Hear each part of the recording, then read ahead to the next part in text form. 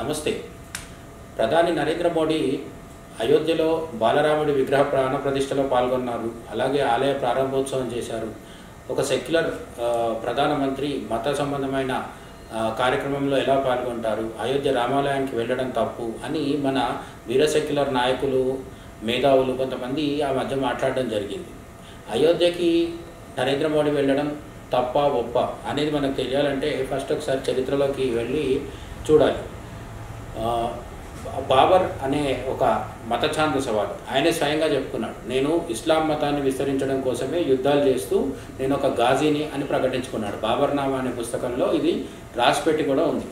కాబట్టి తను ఇస్లాం మతాన్ని విస్తరించడం కోసం హింసకు పాల్పడి అనేక యుద్ధాలు చేసి భారతదేశం మీదకి దండెత్తొచ్చిన ఒక రాజు బాబర్. అతను స్థాపించిందే మొఘల్ వంశం. ఆ తర్వాత అక్బరు, జహంగీరు, షాజహాన్, ఔరంగజేబ్ వరకు చాలామంది పరిపాలించడం జరిగింది. అయితే ఈ బాబర్ సమాధి అవి ప్రస్తుతం మనం ఆఫ్ఘనిస్తాన్ అని అంటున్న ప్రాంతంలో ఉంది, అవి ఆ దేశంలో ఉంది. ఆఫ్ఘనిస్తాన్ దేశానికి 1959లో బాబర్ సమాధిని సందర్శించడానికి ఎవరు వెళ్ళారు అంటే మన తొలి ప్రధాని సెక్యులర్ నేత అయిన చాచా నెహ్రూ వెళ్ళడం జరిగింది.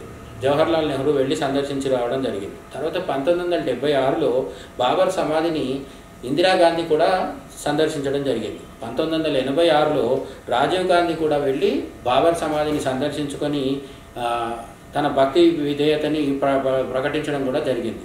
2005కి వస్తే రాహుల్ గాంధీ కూడా వెళ్ళి బాబర్ సమాధికి నమస్కారం చేసి ప్రార్థనలు చేసి బాబర్ సమాధిని సందర్శించి రావడం జరిగింది.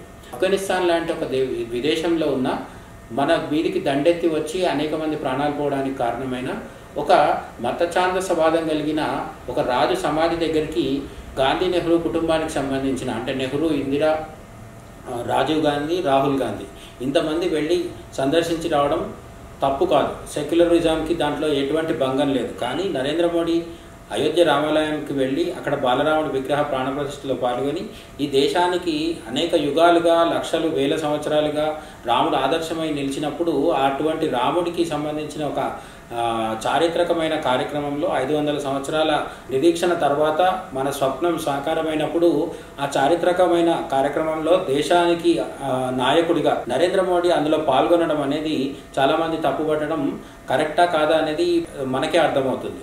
ఒక పార్టీకి సంబంధించిన ప్రధానమైన నాయకులు విదేశానికి వెళ్ళి అక్కడున్న ఒక సమాధిని సందర్శించి రావడం మాత్రం సెక్యులరిజం. మన దేశంలో కొన్ని కోట్ల మందికి ఆరాధ్య దైవమైన రాముడికి సంబంధించిన ఆలయానికి వెళ్ళడం మాత్రం సెక్యులరిజం కాదని చెప్తున్నారు. దీనిపై మనమే ఆలోచించుకొని తెలివిగా ఓటు వేయాల్సి ఉంది. నమో నమః.